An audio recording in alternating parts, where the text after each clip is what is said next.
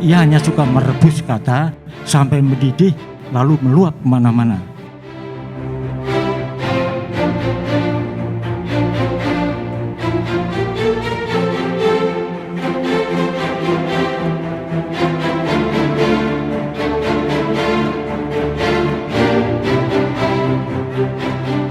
Dan perjuangan adalah pelaksanaan kata-kata.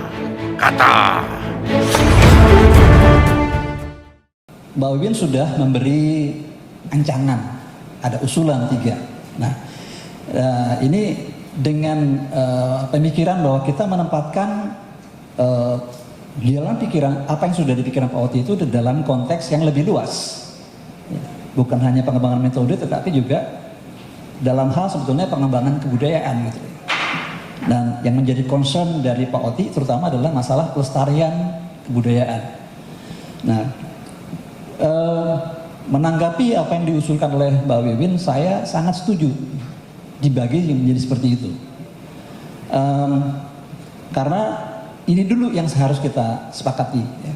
Nah, nanti dalam hal lainnya itu tentu saja banyak perdebatan gitu ya.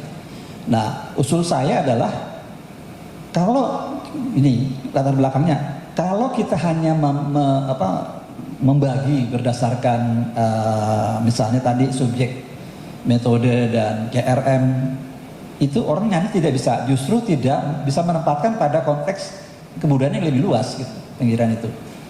Jadi saya kira yang diusulkan Mbak Wiwin ini sudah lebih komprehensif gitu ya. Kalau tadi bahwa ini adalah tulisan-tulisan yang memang ketika ditulis itu adalah luar biasa pada zamannya. Ya. Oleh sebab itu saya kira setiap tulisan itu jangan di belakang justru Mbak Wiwin. Di depan, di bagian pengantar itu sebelum ada tulisan itu ada pengantar, entah itu nanti dalam box. Ya, dalam satu box ada beberapa ini saya terinspirasi dengan buku Men's Imprint from the Past. Ya, itu kan juga ada tulisan-tulisan sangat kuno juga yang tapi itu diberi pengantar. Jadi kita juga ketika membaca itu langsung bisa merimain kita jalan pikiran kita. Oh, yang dimaksud adalah ini. Termasuk tadi yang diusulkan Bu Karina tadi, gitu ya.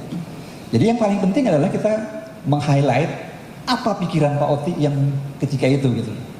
Nah, ada satu hal lagi yang saya usulkan adalah pengakuan masyarakat.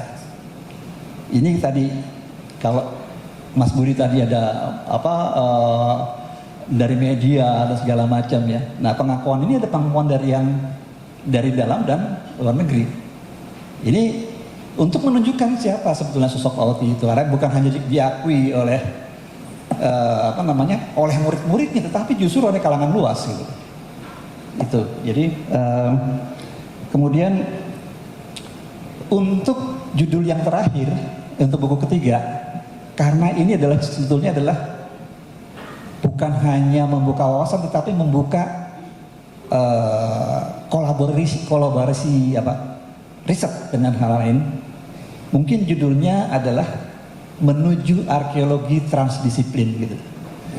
Ini menjadi sesuatu yang pemikiran yang bukan hanya arkeologi tetapi hal-hal lain di luar arkeologi yang bisa melibatkan arkeologi gitu. Berbagai macam stakeholders dari arkeologi itu yang perlu ditampilkan gitu. Bahwa sudah ada pemikiran seperti itu, makanya judulnya adalah menuju. Kalau ini towards ya gitu loh.